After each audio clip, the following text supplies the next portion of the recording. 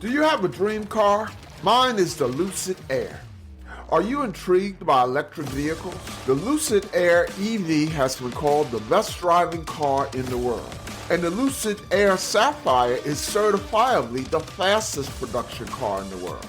Listen to Lucid Driver Podcast wherever you listen to podcasts or at luciddriver.buzzsprout.com.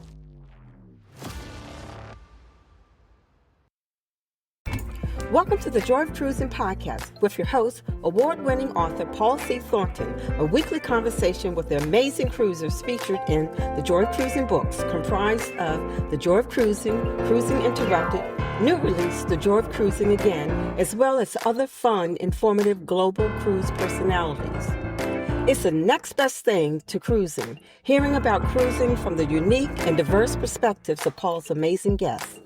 If you hear about a cruise that interests you, book it at www.thejoyofacation.com or enter to win a free cruise for two. Again, www.thejoyofacation.com. We really appreciate your feedback, so leave us a text.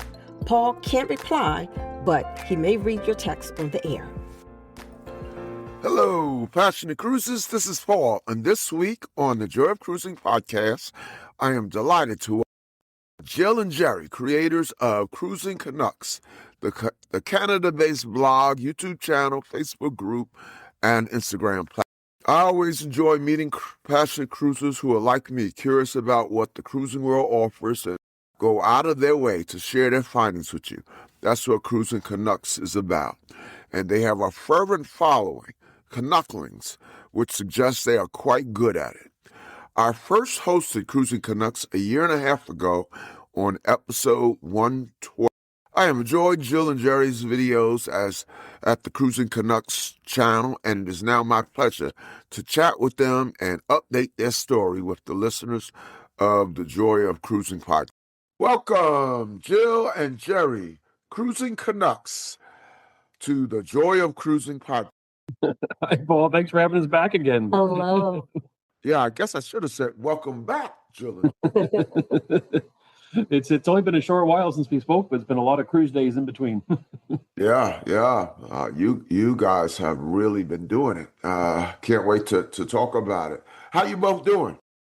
Well, we're both doing well. We're back into the warm weather again, about to go on another cruise. So it's been a terribly cold winter where we live in Canada. So we're happy when we get away and get a nice injection of warm air to warm us back up. We were able to sleep last night with the patio door open and feel the heat of the Florida temperature. So it was lovely. Stop. Well, I am in the frigid tundra of Virginia. I just moved to Virginia about a couple of months ago from North Carolina, where I had in 4 years a trace of snow. And we've already surpassed that. Maybe a week after we moved in, we had our first snow. It wasn't too bad, but it was bad enough we couldn't get out of our driveway. Oh, wow.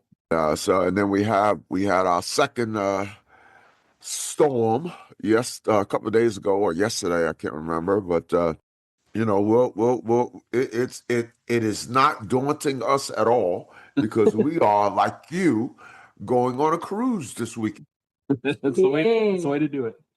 Before we talk about Cruising Canucks, tell our listeners about yourselves, where you're from, where you live, professional background, how'd you meet, anything you are willing to share with the worldwide cruising community.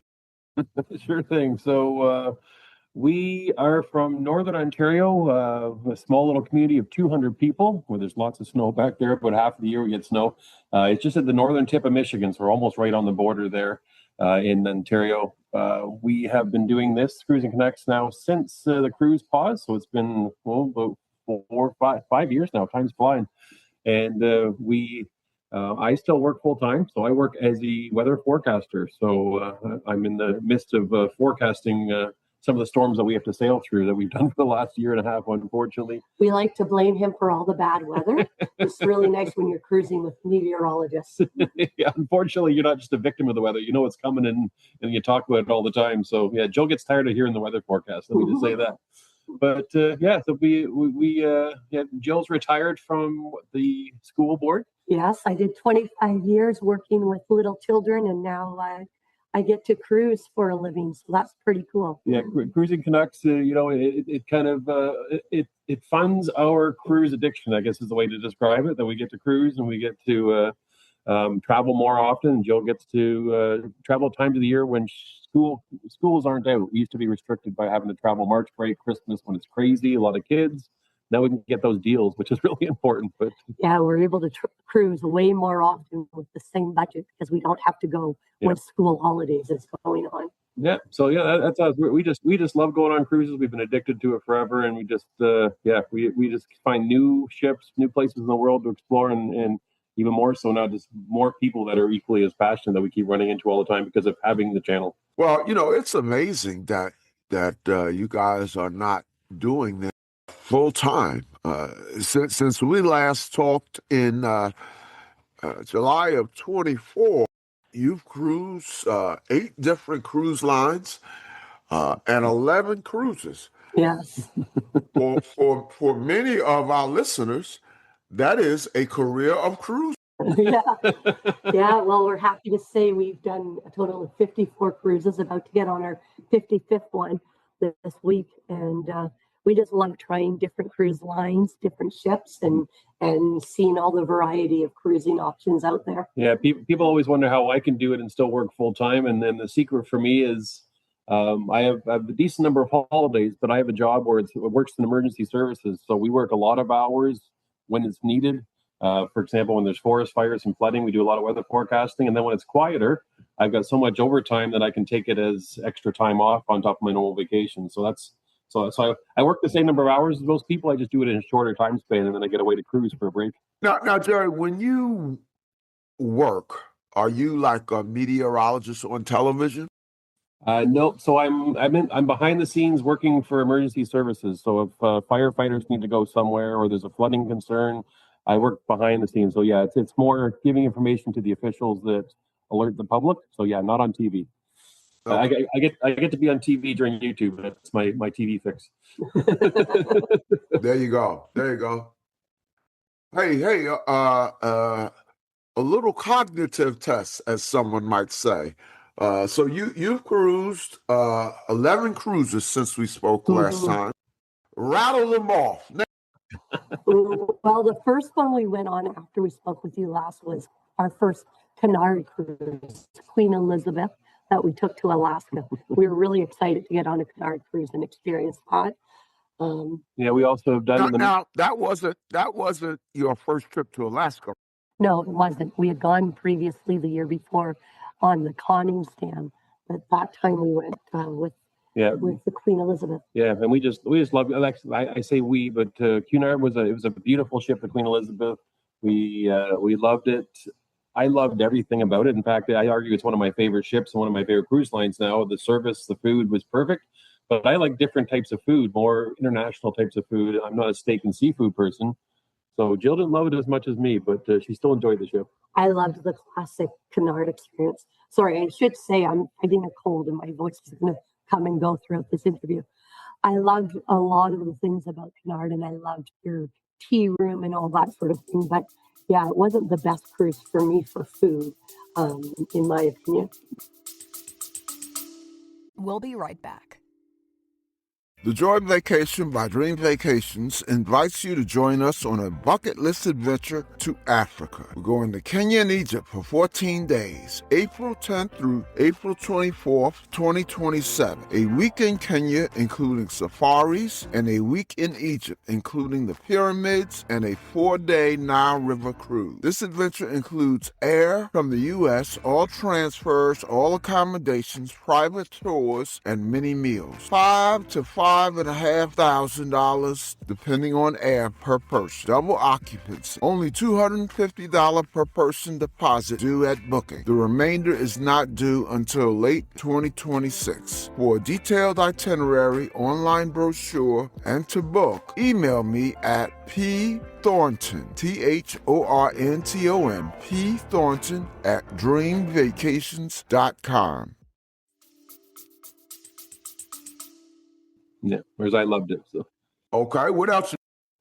we did a couple Princess cruises in there, smaller ships. We did the Emerald Princess. Yes. We've done the Island Princess as well, and we also, I think we did the Sun Princess in there too. So we also did at the time, it was the newest ship for Princess. We had a wide gamut of cruises all the way from their newest, biggest at the time, all the way down to one of their smallest on Island Princess. So that was fun seeing what Princess was all about from big to small. We also cruised for Celebrity for the first time, also, the Apex. Let me go back to Princess. So you said you had Sun Princess in there?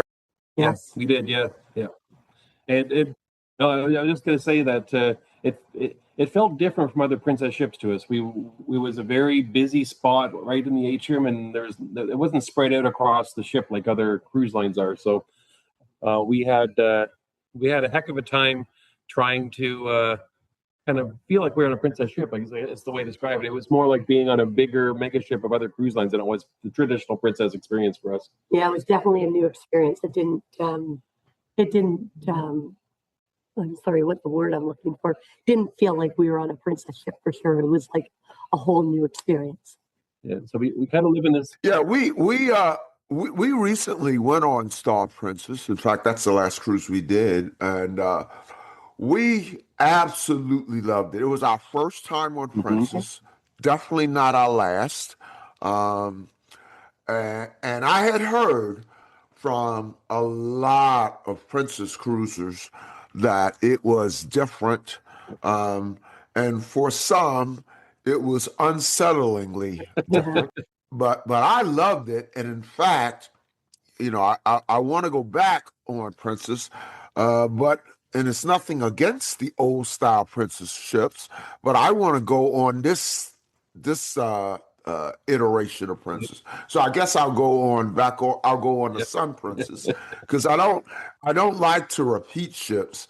I was actually booked on Sun before I went on Star, and Sun kept having a delay in a certain area. I think it was called Park 19 or something, and I kept postponing my cruise, and then they started advertising for the Star. So I said, well, I'll just go on Star instead.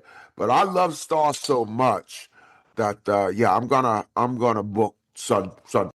Yeah, it's funny you say that because we've talked to so many people on that ship that were both first time Princess cruisers and long time Princess loyalists, and we heard the same thing, that people that was their first Princess experience loved it and were dying to come back, and people that were cruise Princess for years, they're like, no, we prefer the older ships. So Princess kind of has these two different audiences that they're making both happy, I guess. But it's kind of an interesting. It's like two different cruise lines in one is what it feels like right now. Yeah, isn't that funny? Yeah. Okay, what else? And we did the Celebrity Apex, so that was our first ever celebrity cruise we did. And oh man, now I will tell you, Celebrity Apex. So that's part of the Celebrity Edge class. Right? Yes, that is my single favorite class of ship. You have a fan with you. I loved it. Absolutely loved it. I've only been on two, the Celebrity Beyond and the Celebrity. I'm drawing a blank. What's the new? A set. Yeah. But Apex is pretty much the same. Yes. I mean, I'm taking your time. Let me let you talk. But I tell you, I love the Celebrity Edge class. Well, what was your reflection? Well, I guess it's typical for our channel. I think a lot of people like about Jill and I is that we often have two different opinions coming from two different angles, and that was the case with Celebrity. It wasn't my favorite. I didn't really. I didn't enjoy the food or the layout of the ship. It was not my thing. And it was right up my alley. I loved the concept of the 4 different dining rooms. I loved the decor of the ship. I loved the shows. There were so many things I couldn't get over how great it was. And he was like, yeah, it's okay. Wow. Yeah, what in particular, Jerry, were you not feeling? I love one single main dining room where I have the same wait staff the entire cruise, and I get to know them, they get to know me, and I love the old wooden furnishings on the older ships. I like the small ship feeling where I feel like you could walk down the corridor and go around the corner, and you could run into Captain Stubing saying hi. Look, that type of feel, the old classic cruising. and it was almost too modern for me. I guess I have to admit that's kind of why it didn't hit home for me. Okay. Okay. And for me, it was, if I could design a cruise ship, it would have been exactly like that. Our cabin was probably one of the nicest, and it was only an interior cabin, but definitely the most spacious and prettiest interior cabin we've ever had on any cruise ship. I agree with that one. Yeah. Yeah. Did you do any specialty dining or just dining room? We did just the different dining rooms. Yeah, we didn't do specialty dining. We found it a little pricey compared to the cruise lines, and so we were just kind of testing the waters to see what the regular experience was, I guess. Yeah, I will agree with you there.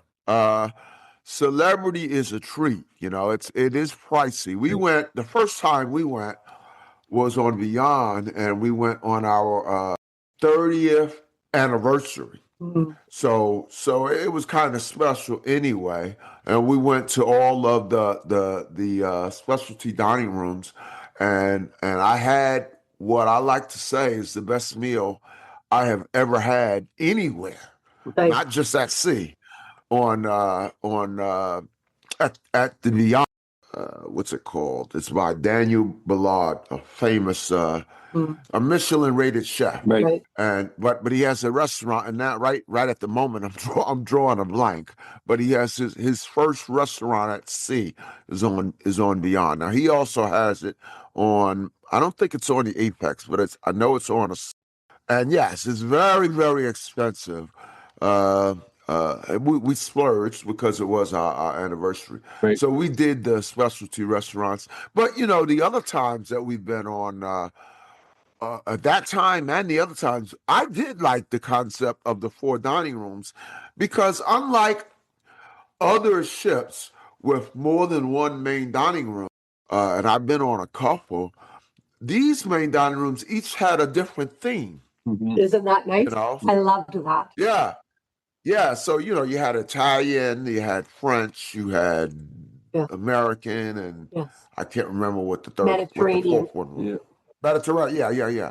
So, but I hear you, Jerry. What any other reflections of Apex? I think the other thing was odd to me was the timing of events in the evening. They all seemed to happen at the same time. You had to kind of choose one or the other. There wasn't like this buffet of entertainment and things going on that you could just jump from one to another like we often do in other cruises. So that was a challenge for us. I loved the Eden. Eden was my favorite space. I think Eden was one of my favorite spots that I've ever had on a cruise ship. So as much as I wasn't a fan of Celebrity, that space was amazing. They used it for so many different things. You could relax during the day. You could go to a show in the evening. It was a kind of a modern bar that you felt like hanging out at. So I loved Eden. So I would take that concept to any cruise ship. What else you do? We went on our very first Virgin cruise too, since we last spoke to you. So that. Oh, I got to talk about that. Yeah. That is We have to. that is. I was going to say one of my favorite lines. I mean, that's probably stretching it because I've only been on Virgin once. Okay. But when I was on Virgin once, I had a great experience, and I'll be going on Virgin again in a couple of months. So I'm really looking forward to it. But I love to talk to someone who experienced it for the first time. So what you think?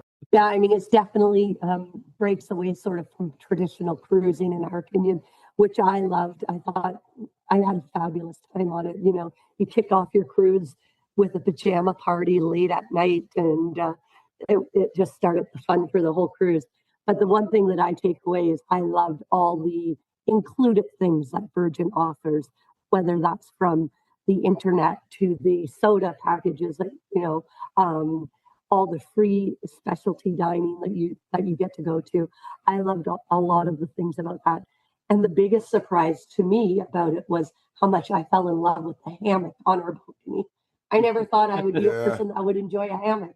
I thought it was just sort of a little like cliche thing, and we'd take a photo op and that was it. But we ended up fighting over who got to have the afternoon nap in the hammock.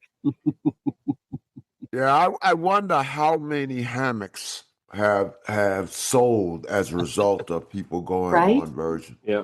True. So Mm-hmm. I haven't gotten mine yet, Yeah. but we just moved, and there's sort of the perfect location for it at my new house. So, There you go. We you know what know, you'll be getting at the gift yeah, shop when you go on your yeah. next cruise. When I go in March, I will be very intentional about that hammock. Yeah. How did you like it, Jerry? You kind of quiet there, so I got a feeling you had some I reservations. was I was sitting there thinking, I'm not sure, Paul, you and I agree on the same type of cruise ships, because this is another example of a cruise line that was so far away from my traditional vision of what I love about cruising, that it was hard for me to get a grasp on what I was doing there. It was I liked a lot of the things. I loved the hammock as well. I loved the ability to have a bar tab where you didn't have to commit to a full package. You could buy as much as you wanted to. I wasn't a monstrous fan of the food, but again, I'm more of a traditional burgers, meatloaf type of guy. That's all the specialty dining really doesn't do it for me. But yeah, I think I haven't ruled out doing Virgin again. I would definitely want to have that balcony with the hammock. I hear the newer ship has like two hammocks on some of the balconies. I think that'd be perfect, so we don't have to fight over them. Good But, point. but yeah, it was interesting. There was parts of it I liked, and there was parts that were so far uncomfortable that I wasn't sure if I liked it. But I think you have to learn how to cruise Virgin if you're so set in your ways for traditional cruising. That is a different way of approaching that same type of holiday. And I think there's a lot of positives there. So I haven't ruled it out, I guess. Now, Jerry, you sound like pretty much a straight meat and potatoes guy. My sense is, and I probably asked this when you were on the show the first time. My sense is you both are not specialty dining people. Yeah, that's true. I could go on cruise after cruise and never do the specialty dining. And it's not because I don't want to spend the money on a vacation. It's just I don't really enjoy that type of, I call it fancier food, right? Like, I'm a chicken nuggets, meatloaf, eat in the dining room type of guy, meat and potatoes. Uh-huh. How about you, Joe? Yeah, I'm the total opposite, of course. So I wanted. I kind of was looking at your expressions as Jerry was talking. Yeah. No, I mean the thing that I loved most about Virgin Cruise was the dining experience. The food that I had there was food that I had never tried before, and 9 times out of 10 it was wonderful and I loved it. So I like trying new different types of food. And yeah, I thought it was great. Not me. I eat the same thing every day for dinner. Okay. What else? Don't mention Seaborn, because I'm going to ask you specifically about that. Okay. We did. Anything else in Well, that year and a half since we had you on? We did the Norwegian Pearl. We did it a Europe. We did that this spring. So that was a different cruise line again. We've done Norwegian before, so we knew what we were getting with Norwegian. But a small ship in Europe, it was kind of it was a nice change from the other ships we were doing. yeah, we had a great time. It was, I mean, the reason why we picked that ship was because of the itinerary. We were on a 12-day cruise and we had 11 ports, and it was just a fabulous, bucket list cruise. Yeah, we went just because of where the ports were. Yeah, we went from England to Rome, and it was amazing. It was I think the European cities cruise they called it. We saw everything from Paris to Lisbon to Barcelona. It was wonderful, and the people we were traveling with had never done Europe before, so we always loved that, watching their expressions when they're seeing Europe for the first time. It's just it's a magical thing. Yeah, Pearl's nice. I went on Pearl for the first time. I guess it was 23. It was a really short cruise. It was a Valentine's Day. It was a R&B themed cruise. Maxwell was the star, and it was only 4 days. I loved the cruise. I loved Pearl. My biggest complaint was, the 4 days it was just too short. Too and short, they now, yeah, they now do that same cruise every Valentine's Day, but it's now up to 5 days. So. Yep. Mm-hmm. Yeah, no, we really like that ship. It's very similar to the other Norwegian ships that we've done, and yeah, it's a perfect combination for me. It's got one and I guess two main dining rooms. It's got that old lounge feel here and there. It's my speed for sure. So let's talk about the big one. You celebrated your 25th wedding anniversary. Got you guys beat by a few years.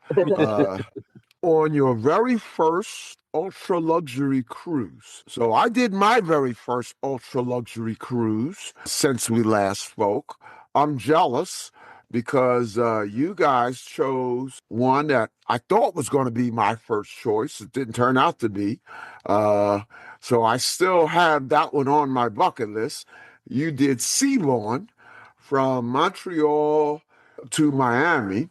Give us all the glorious details. There was a lot of highs and a lot of lows. Most of the A lows lot were of because, a lot of lows on a yeah, luxury ship.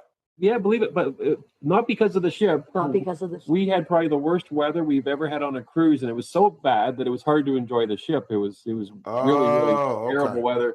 But the ship itself, yeah, even on the ship, I say there was some highs and lows. There was a lot of highs. There was a lot of high quality. We loved probably the best cabin, or I guess it's a suite that you get on Yeah. Seabourn. We probably the best cabin, the largest we've ever had. Uh, but yeah, there was a couple other things. Like when we first got on the ship, it was kind of anticlimactic, and I guess that's kind of we had to kind of build from there. We showed up in Montreal. It was a very cold day. They put us in a terminal that didn't have any heat. We finally got on the ship. We expected the white glove service of people handing you champagne as you go on, and this type of thing. We're expecting like ultra luxury, and they put us into the theater. They made us stay there. We couldn't leave until our cabins were ready. We couldn't walk around the ship and explore. We were kind of shuttled to an area. It was probably one of the Wow. worst embarkations we've ever had. It was very underwhelming embarkation. I've never heard of that. They put you in the theater and wouldn't you let you go around the ship? No. I know, and we have, since our videos have released, we've had a lot of seaborne cruisers saying we've cruised with them 6, 7, 8 times, and we've never experienced an embarkation like you did. So we don't know if it's just because it was leaving out of Montreal and it was a repositioning cruise, and they just weren't set up for it there. But yeah, it was underwhelming getting on. But then we went to our veranda suite, like Jerry said, and what a glorious, beautiful cabin. We have never had anything so luxurious. Marble tiles in the bathroom, a soaking tub, a gorgeous glassed-in shower, double sinks, ultra luxury bathroom. Dining room table, big huge couch. Sofa, yeah, and a beautiful balcony, of course. And with it comes with a stocked bar for you to enjoy with whatever type of alcohol you request. And so, the fine touches were there for sure. Yeah, the room stewards would show up and they would pour a bath for you. You just ask them what flavor of bath soap you They give wanted. you, every room is provided with 4 different types of molten bath products, and they will come and give you a luxury bath experience upon request every day if you want it. Wow. I did try it one day, but yeah. So I mean, it's all about catering to the luxury and that sort of thing. Yeah. What? And you could order room service, and on the room service menu was caviar, and you could have it any time of the day, Oh. 24/7 around the ship. Oh my. So my like goodness. just high-end champagne everywhere you went. And the room service wasn't just room service. It was like going to the dining room. They would come in and you'd kind of stand back and they would set up your table with a tablecloth. They would set all the cutlery and plates and everything in place, just like you would at the dining room, but in your cabin. And by the time you sat down, you felt like you had just showed up to the dining room. They would offer to stay and serve you different courses if you liked. And not only that, when they were done, instead of having these messy dishes in your cabin or putting them in the hall like some people do, they showed up back to our cabin to collect all the dirty dishes and clean everything back up and take it out of our cabin as soon as we were finished. So it was a different room service experience, probably the best we've ever had. Definitely the best we've ever had. So after the underwhelming start, it really delivered, huh? It did. Unfortunately, our weather troubles came with us, and so we were caught in one of the worst storms we've ever had, to the point that we were literally levitated out of the bed one night and dropped back down. It was dangerously scary. Yeah. Some of the seas that we experienced. Yeah, we couldn't get out of our bed. We were being thrown around, holding on for dear life in our bed as we could hear things in the cabin crashing. We had a cake that was on a table that we had from dining the night before that we had leftovers. It was an anniversary cake they made. It was upside down on the floor. Everything in the bathroom that was on up on the shelving was all down on the floor. It was just the room was a disaster, and we heard the rest of the ship was the same way. Everybody had the same problems with their cabins. So it was a nasty storm. There was 40, 50-foot seas at times, and they lasted a long time, which is what really pushed us. So it was like 6 or 7 hours overnight of really bad weather. Did you miss ports? Ironically, we did not. It all happened on We schedule. probably should have, is what we will say. We would have had better sailing had we missed ports. Yeah, we kind of wish they had just kind of avoided some of the storms. What was your itinerary? We had stopped into, we went Montreal to Quebec City. Everything was fine there. We went into Halifax for our next port, and there was a sea day in between. And that was the first, we didn't just get one storm. That was the first storm that was really bad. And we finally made it into Halifax. We left Halifax en route for New York City. And then that was probably the worst storm that hit that night. We had a sea day in there. And for the sea day, I was so seasick that went to bed at 10 o'clock at night that night. I didn't get out of bed till 3 o'clock the next day. So I was in bed for, the better part of 18, 19 hours. So I was really seasick. Wow. So it's kind of ironic. The guy that loves severe weather and storms is the guy that was the victim to it. Is seasickness in your past? It is, yeah. Unfortunately, yeah, it is. Okay, Yeah. So, okay. and I used to have it really bad when I first started cruising. I was really worried about it, but then I overcame it. I kind of got my sea legs, I guess, and it hasn't been a problem for years and years. But it came back on this cruise. The weather was so bad. Even Jill took a seasickness pill that night. She was thinking she was getting seasick, and she's never had If it. you're ever going to get seasick, you were going to on that cruise. It was scary. It was to the point the storm was so bad that we were, thinking we were going to have to evacuate. We literally got our passports and stuff like that together, thinking we might have to leave the cabin. The ship was making noises we've never heard a ship make before, and smashing and creaking and groaning, and we were legitimately worried for a few hours overnight that we weren't going to make it through that one. What did you say? What was your itinerary? So we were. So you went to Halifax, then you went to New York. Yeah, and then after New York, we did 2 sea days to get to Miami. And then Miami. Okay. Yeah. So, and the weather did gradually get better. It was ironic because the days that we were in port were beautiful days. We had good weather, we had sunshine, we enjoyed wonderful port days. But every time we went out to sea, we were into another storm, and it was something else. The storm we went through after Halifax hit Newfoundland later that day, and they said it was the lowest pressure of any storm to ever hit the province in the history of weather keeping there. It was that strong a storm with waves over 50 feet by the time it hit Newfoundland. So it was quite the storm, and we hope to never do it again. So we made us wonder, should we ever do a repositioning cruise again, knowing there's a risk of bad weather at that time of year? So it's kind of made us think a little differently about booking cruises. But going back, I was just going to say, going back a little bit to the seaborne experience. So you want to talk about fabulous dining experiences. I would say the best food that we've ever had was on Seaborn, and it was in the main dining room every night. They do have one specialty dining restaurant on board the ship we were on, and it was included, and that was a fabulous meal also. But what you have? Oh, everything. But I'm telling you, there was so much, for me personally, so much seafood. Yeah. I had, shrimp and scallops and mussels and lobster and fish almost every night of the cruise, in different varieties. And it was wonderful for me.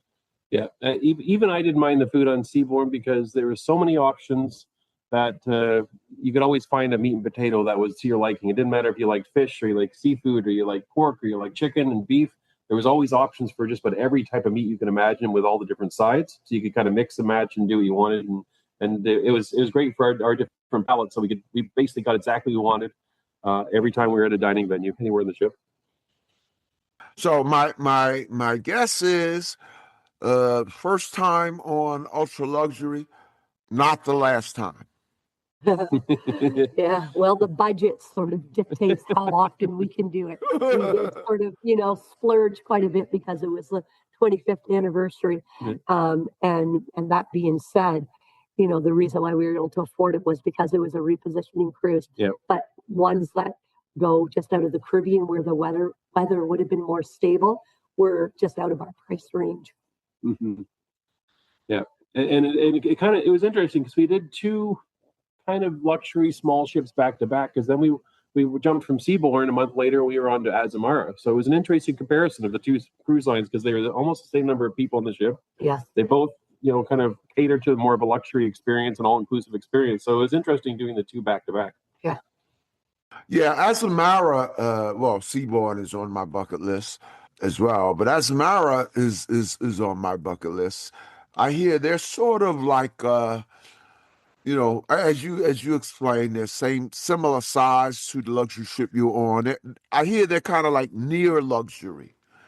Yeah.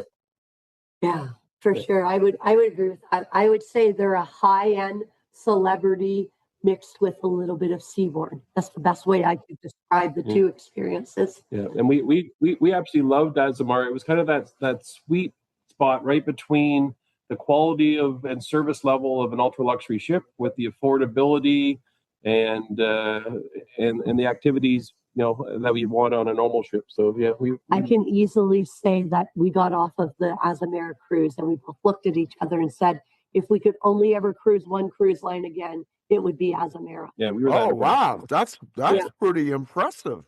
Yeah, we have booked a patron only group cruise with them for 2027. We Yeah. sold it out within days Yeah. because people, that follow us and are loyal to us, they saw how much we loved it and jumped right on board. We're going to have a fabulous group cruise with them. We're constantly now looking for future itineraries and deals to go with Azamara because it was a fabulous top-notch experience. Yeah, it kind of was a nice combination of traditional cruising that I like, but the really good quality food and service that Joe likes, and it was the perfect meeting point for our two different needs in the cruising world. Hey, we have, as we always do, we have some aspiring cruisers checking out the show. So I like with all the guests. Let's go back to the beginning. Talk about your very first cruise and your impressions. Well, it almost didn't happen our first cruise because I fought it for years, saying I'm never going on a cruise. I was one of those people that said I do not do cruising, and then someone convinced me. Yeah, it took me years to convince him. My parents had been avid cruisers, and I had only gone on one with them, but fell in love with it. And so I convinced Jerry, let's try it. And so we did. But we started small because he was very afraid that it wouldn't be his thing. So our very first cruise was only a 3-night cruise. Yeah, it was the Carnival Paradise. We went out of Long Beach, Los Angeles there, and we went down. And I think we did Ensenada, maybe Catalina Island. Catalina Island. Yeah. And I dipped my toe in and tried it out. I was actually a little bit seasick, and ironically, we had a really bad storm that night. Not as bad as Seabourn, but close to it on our very first experience. The luggage was on our debarkation night. The luggage was rolling down the hallways that people had put out because the waves were so big, and we were dodging luggage. And that was my first ever cruise experience. But the rest of the cruise, we had so much fun. I enjoyed it so much that we said, yeah, we can do this again. And we gradually started building up the number of nights that we do until we got to full 7-day cruises where we took the kids on eventually a couple of years later. That's right. So yeah, Carnival Paradise was our starting point. We loved Carnival. We are platinum with Carnival. We went through for years and years. But we found as we got older, we kind of moved away from Carnival and wanted to see what the rest of the cruising world had to offer. So we've been doing a lot of other things, not Carnival, for the last couple of years now. You pretty much got hooked the first cruise. Yeah, he was definitely booked the first. Yeah, I don't know what it was. It was just something about being out in the ocean, I just loved it, and I didn't ever know I would. So you probably get the impression I love just my same old things that I always love, and I'm not a big adventurous person like Jill. So once I did it the first time, then that was it. It was my new favorite thing to do, and I haven't stopped doing it since. Let's talk about the future. Group cruising has become a big part of Cruising Canucks. Talk about your big plans for 26 and 27. Yes, so we started group cruising a few years ago. 2023 would have been our very first group cruise, and that was just because we had so many wonderful followers that kept asking and encouraged us to do it. And we were both very intimidated about the idea of hosting a group cruise. Yeah. We'd never been a part of a group cruise. And we thought, oh, well, this might be a little embarrassing. We do a group cruise and we'll get 3 or 4 people coming with us. But our very first group cruise, we had 68 people join us. Oh, my goodness. And we just had a life-changing week, that's the only way I can describe it. We met so many wonderful people, so many wonderful couples. We experienced so much joy with them. We felt so much support and love from them. that we just thought this is what cruising is about, and this is what our channel is about, is growing a supportive community of people that are positive and thankful for the life that they've built to be able to cruise and travel.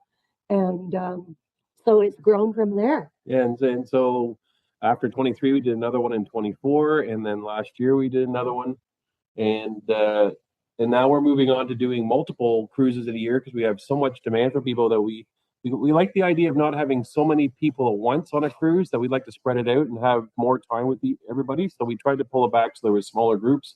It kind of didn't work because we're still getting 50 people book every time. So we're doing 3 cruises with all these people, but we're doing some longer cruises so we have more time to spend with them on board. But so you were going to say? Well, I was just going to say, group cruises for us is about us all just sort of getting to know each other, and not about Jerry and I standing in some room on a cruise ship and talking about cruising. And, we've never professed to be experts in the cruise world. We just love to do it. And so we've done it, maybe more than the average person, but just growing the community. So the reason why we sort of promoted more group cruises is that we find when we have more smaller groups, we're able to get to know the people better, and they're able to get to know us. And it's just more like traveling with a group of friends or extended family. And so we're really looking forward to, we're going on a cruise in 2 days, and we have 30 people joining us, and we're going to be with them for 12 days. And I'm sure by the end of it, they'll feel like family. Yeah, we kind of organize our own events on the ship for the group cruises, whether we do scavenger hunts, we do a book club that Jill has for a book that she recommends. But we also spend so much time with everybody just sitting around the lounges, having a drink or going to dinner together or watching a show together. It's kind of like, it's like being with family. So it's not that typical group cruise thing where they're there to see us. They get to know each other. And what we love seeing is when people in our group get to meet each other for the first time, they learn that they have the same passions and they're the same as far as how they like to travel and see the world, and they become close friends and they start cruising without us doing cruises. So we have quite a few people that have been on past cruises that have met friends that they now travel together all the time. Yeah. And so that's just wonderful to see. So yeah, we're trying to stretch our group cruises. We used to do just Holland American Princess. We've now have one booked in 27 with Azamara. So we have a group with Azamara as well. We're also stretching out the geography. We're getting people to go on group cruises with us in Europe. We recently did a poll on our Facebook group. We said, where would you like to go in the world with us? And we had hundreds of people said they'd love to go to Northern Europe with us. We thought maybe a couple dozen people would want to do that. We had hundreds of people that said they booked Northern Europe with us. Yeah. And so we're branching out of just doing the 7-day Caribbean cruise for group cruises, because we originally thought that's what it would be, is just kind of something easy, something simple, a party cruise into the Caribbean to get away. And we're finding out that people, when they travel with a group, they don't mind going to new places in the world because they feel like there's more comfort in that they can kind of not be traveling alone to a new destination. They can go with people that are familiar with it and can help them experience things for the first time. That's right. So it's been, the group cruise thing has changed our vlogging. It went from us just talking to a camera, putting something on YouTube, to us actually having a community of people that we feel like we've built friends that we'll know forever. Whether we vlog or not in the future, we're going to know these people for the rest of our life. From many different countries around the world, which is wonderful. On these group cruises you have coming up, do you have availability? Currently, no. Yeah. So the ones that we have, the one we're doing right now, what's a couple days away, but there's one in Mediterranean that's just for our patrons only, and that I think almost most patrons are on it. We have over 50 people with us. And then we have one in September, which is a Volendam cruise with Holland America, going just to Canadian ports, which is kind of a unique cruise for us, especially being Canadian. And we sold that one out within a couple months. We have 50 some odd people. We ran out of group space. The ship is now full as well. So that one's sold out. So people can't book on that one. That's why we're looking to fill up more in 27. So we sold out our patron cruise within weeks of announcing it in 27. We've got 2 more cruises we're looking at doing. So we're hoping that in the next month or two, we're going to be able to make an announcement as to where we're going. We're thinking Northern Europe, because that's what the people were saying. So within the next month, we hope to announce 2 more group cruises that we will be offering in 27. We're planning on putting those out on our website in the next month or so, and we'll start doing bookings for 2027 group cruises. Yeah. So.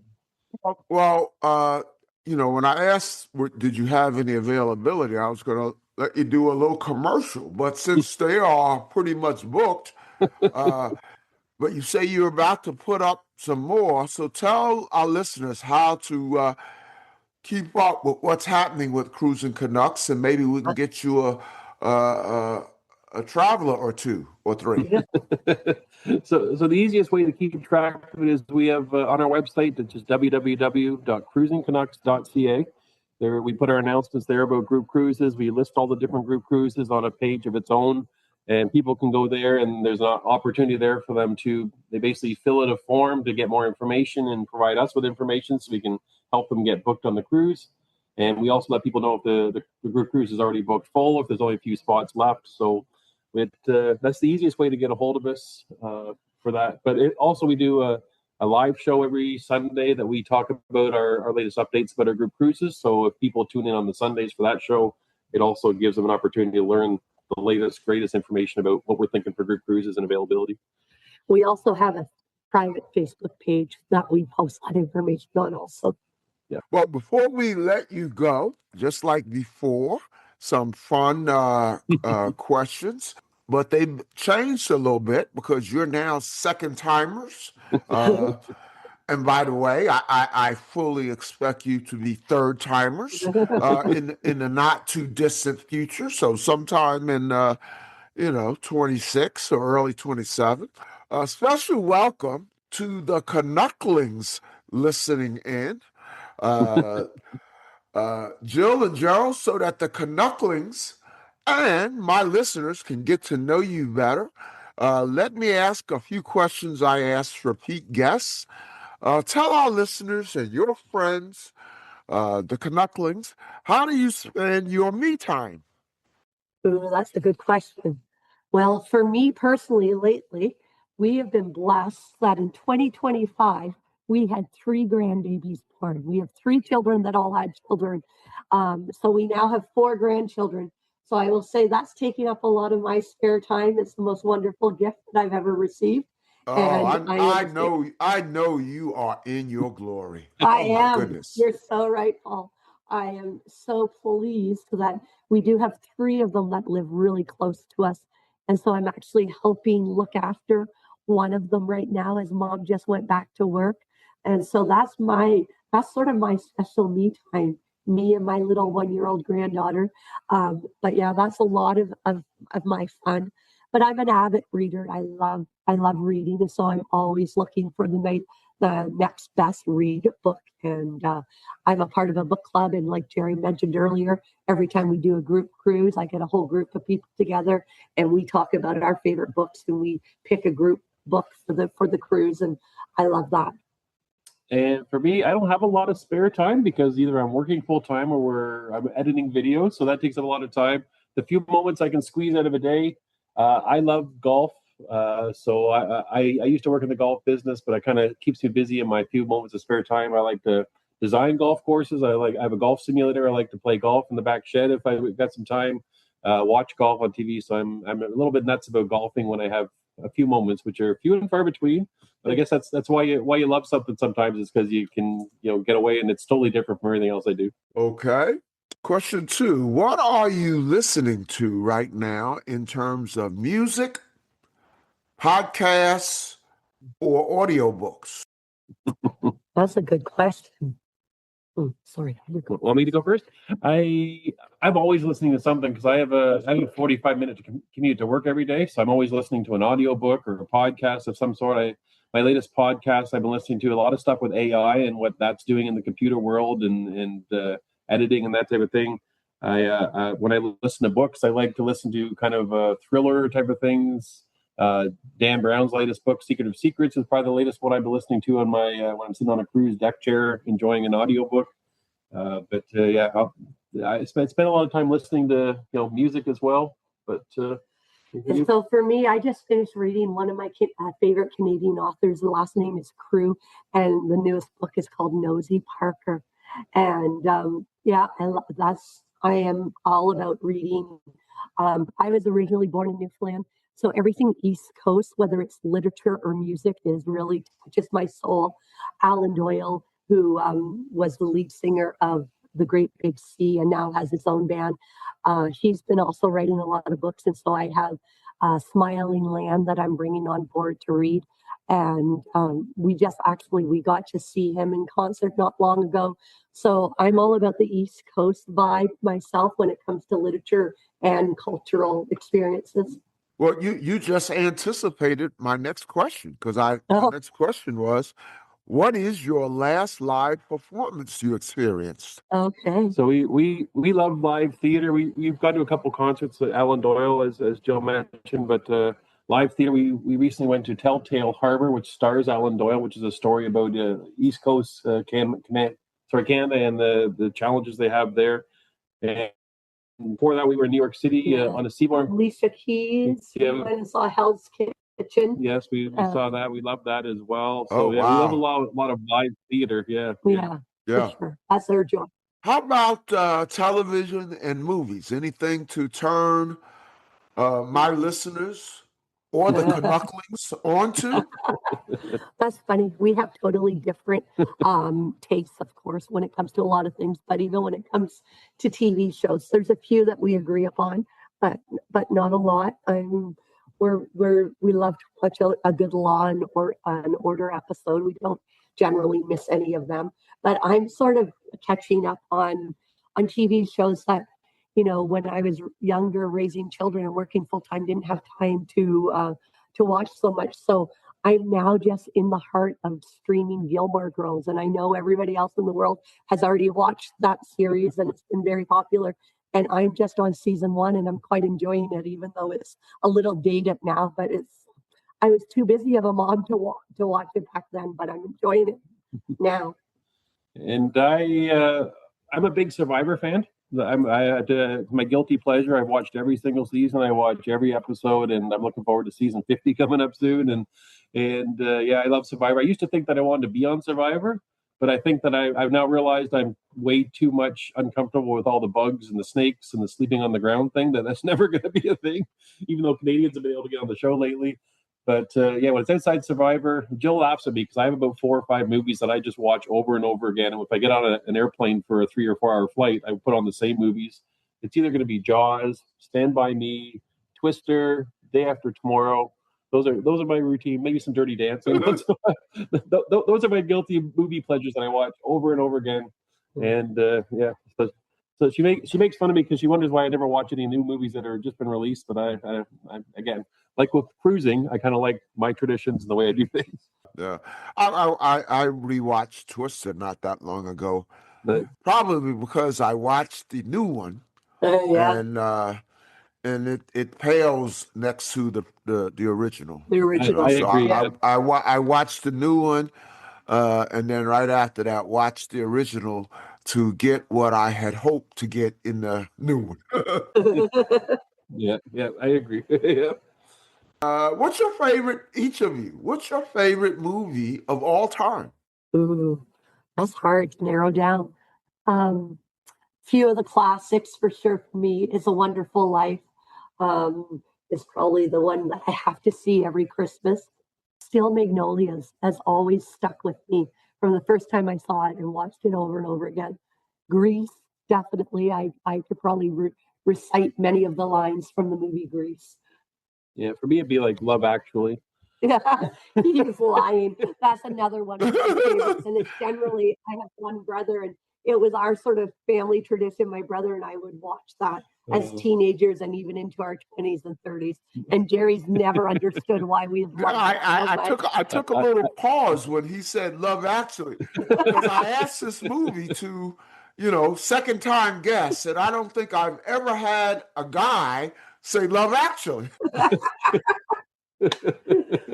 If I'm telling you the truth, I think my favorite movie would be one I don't see very often on the airplanes. It's a little more obscure, but it's called Dante's Peak with Pierce Brosnan in it. That was probably my favorite movie. I love natural disaster type of movies and volcanoes and that type of stuff. So Dante's Peak is my favorite, I would say. I actually remember that movie. I'm one of those guys that back in the day had a chain of video stores. Remember them? Oh, yeah. And during the time I had video stores, Dante's Peak came out, and it went out, a lot. It was hot. Yeah. It was hot. So, yeah. No, I still like to watch it once in a while. Well, Jill and Jerry, thank you for coming back on the Joy of Cruising podcast.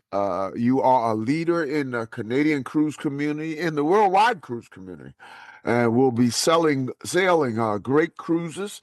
And so, as I've already alluded to, I'm sure we will have you back. That's good to hear. We'd love to be back. Yep. Yep. All the Thanks for having me. best. All the best to you and Cruising Canucks. Enjoy your cruise this weekend. You know, maybe we'll pass in the seas or on the seas. Yeah. So as I like to say, we will see you on the ocean. Nice. Thanks, Paul. Thank you, Paul, so much for having us. The Joy of Cruising and Cruising Interrupted, each $16.99 plus shipping, and new release, The Joy of Cruising Again for $18.99 can be ordered at the link on thejoyofcruisingpodcast.com. For each of the 3 books, use the discount code Joy of Cruising Podcast and get $4 off.